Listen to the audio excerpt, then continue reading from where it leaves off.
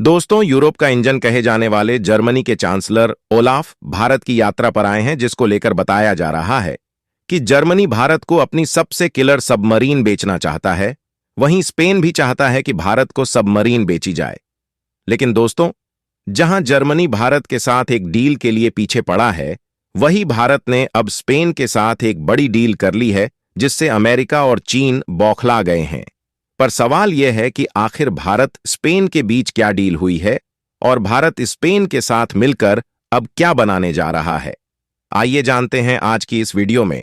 लेकिन आगे बढ़ने से पहले वीडियो को लाइक करके चैनल को सब्सक्राइब जरूर करें। दोस्तों, दुनिया के सबसे बड़े हथियार खरीदार भारत को हथियार बेचने की होड़ में है, जहां ताजा मामला जर्मनी बनाम स्पेन का है, जिसको लेकर जर्मनी के चांसलर ओलाफ भारत के दौरे पर पहुंचे हैं और उनका एक बड़ा मकसद भारत को हथियार बेचना है। आपको बता दें, इस यात्रा के दौरान जर्मन चांसलर सैन्य रिश्ते मजबूत करने पर पीएम मोदी से गुहार लगा रहा है, जहां जर्मनी भारत के साथ समुद्री सुरक्षा सहयोग बढ़ाने पर बात कर रहा है। और बताया जा रहा है कि जर्मनी के चांसलर का बड़ा मकसद भारत को सबमरीन बेचना है।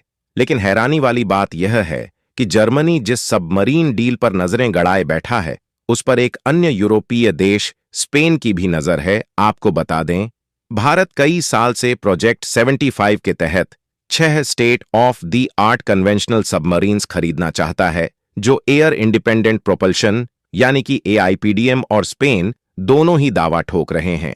ऐसे में भारत जिस देश के साथ यह डील करेगा, उसके साथ आने वाले कई वर्षों तक रणनीतिक भागीदारी मजबूत हो जाएगी।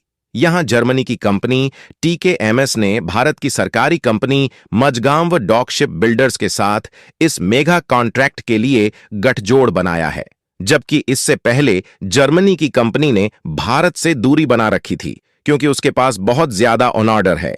और अब जर्मनी सरकार के कहने पर टीकेएमएस ने भारतीय सौदे के लिए जोर लगाना शुरू किया और अब कंपनी चाहती है कि भारत सरकार से सबमरीन डील हो जाए।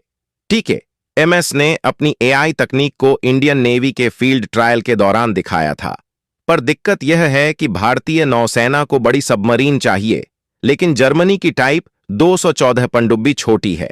वहीं टीकेएमएस को भरोसा है कि भारत के साथ ऐतिहासिक रिश्तों की वजह से उसे ही यह डील मिलने जा रही है। बताते चले, जर्मनी के बाद स्पेन के प्रधानमंत्री पेड्रो सांचेस भी 27 अक्टूबर को भारत आ रहे हैं। लेकिन आपको यह जानकर हैरानी होगी कि पिछले 18 साल में किसी स्पेनी नेता की यह पहली भारत यात्रा है, जो दोनों ही देशों के बीच बढ़ते रिश्तों को दर्शाता है। और अब स्पेन भी अपनी पनडुब्बी भारत को बेचना चाहता है, जहां स्पेन की कंपनी नवाकिया ने भारत की दिग्गज प्राइवेट कंपनी L&T के साथ गठजोड़ किया है।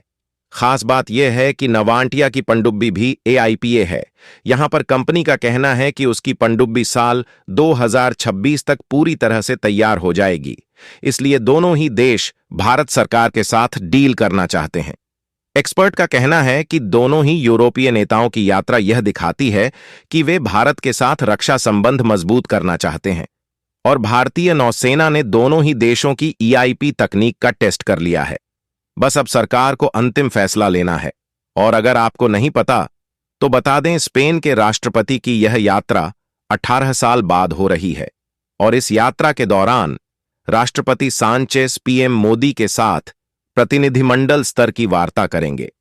खास बात यह है कि दोनों नेता वडोदरा में C-295 एयरक्राफ्ट के फाइनल असेंबली लाइन प्लांट का उद्घाटन करेंगे, जो विमानन क्षेत्र में एक प्रमुख मेक इन इंडिया फैसला है, जिसे टाटा एडवांस्ड सिस्टम्स द्वारा एयरबस स्पेन के सहयोग से स्थापित किया जा रहा है।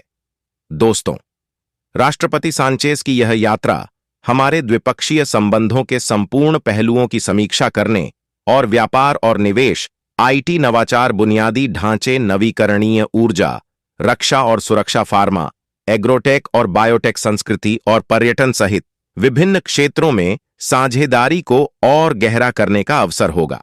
अगर बात दोनों देशों के बीच आर्थिक मोर्चे की करें तो स्पेन भारत का 6th सबसे बड़ा ट्रेडिंग पार्टनर है। पर सवाल यह है कि भारत और स्पेन के बीच किस तरह के आर्थिक संबंध है। मिनिस्ट्री ऑफ एक्सटर्नल अफेयर की एक रिपोर्ट के अनुसार स्पेन में रहने वाले एनआरआई की संख्या 4,984 और पर्सन ऑफ इंडियन ओरिजिन की संख्या 20,904 है। इसका मतलब है कि स्पेन में भारतीयों की आबादी करीब 7 लाख है। ऐसे में भारत और स्पेन के आर्थिक संबंध भी काफी अहम हो जाते हैं। दोनों देशों के बीच आर्थिक संबंध भी काफी अच्छे हैं, जहां स्पेन यूरोपीय यूनियन में भारत का छठा सबसे बड़ा ट्रेड पार्टनर है। स्पेन में भारतीय दूतावास के आंकड़ों के अनुसार साल 2023 में वस्तुओं का बायलैटरल ट्रेड 8.25 बिलियन अमेरिकी डॉलर रहा, जो एक साल पहले की समान अवधि की तुलना में 4.2% ज्यादा है। वही भारत का एक्सपोर्ट 5.2% बढ़कर 6% हो गया, 33 अरब अमेरिकी डॉलर हो गया, जबकि इंपोर्ट 1.5% बढ़कर 1.22 अरब डॉलर तक पहुंच गया है। भारत स्पेन को minerals, fuels, minerals, nulls, iron और स्टील, इलेक्ट्रिकल मशीनरी और कंपोनेंट्स और उसके पार्ट्स, परिधान और कपड़े के सामान, परमाणु रिएक्टर, बॉयलर मशीनरी और मैकेनिकल कंपोनेंट्स, उपकरण, मरीन प्रोडक्ट्स और आयरन और स्टील के प्रोडक्ट्स शामिल हैं। इसके अलावा भारत और स्पेन के बीच मजबूत आर्थिक रिश्ते भी हैं, जहां 3,94 लाख के एफडीआई स्टॉक के साथ स्पेन भारत में 16वां सबसे बड़ा इन्वेस्टर है। वही भारत में 280 से अधिक स्पेनिश कंपनियां हैं जो metal, renewable energy, automotive, ceramic और इंफ्रा के सेक्टर में हैं, जबकि महाराष्ट्र, तमिलनाडु, गुजरात, आंध्र प्रदेश और कर्नाटक जैसे प्रमुख राज्य में स्पेनिश इन्वेस्टमेंट है। इसी तरह स्पेन में भारतीय निवेश लगभग 900 मिलियन अमेरिकी डॉलर है और स्पेन में लगभग 80 भारतीय कंपनियां हैं जो मुख्य रूप से सॉफ्टवेयर और आईटी सर्विसेज, फार्मास्यूटिकल्स, केमिकल और लॉजिस्टिक्स में है। इसके साथ ही भारत ग्लोबल लेवल पर स्पेन के टॉप 30 इन्वेस्टर्स में और एशिया से टॉप 5 इन्वेस्टर्स में से एक है। ऐसे में देखना यह होगा, क्या भारत जर्मनी को छोड़कर स्पेन से इस बड़ी डील को सफल कर सकता है या नहीं? अपनी राय कमेंट में जरूर बताइए और इस वीडियो को एक लाइक करके अपने मित्रों तक शेयर जरूर करें ताकि उन्हें भी जानकारी मिल सके। इसी तरह और भी नॉलेजेबल वीडियो देखने के लिए चैनल को सब्सक्राइब करके बेल आइकन को ऑल पर जरूर सेलेक्ट करें। जय हिंद।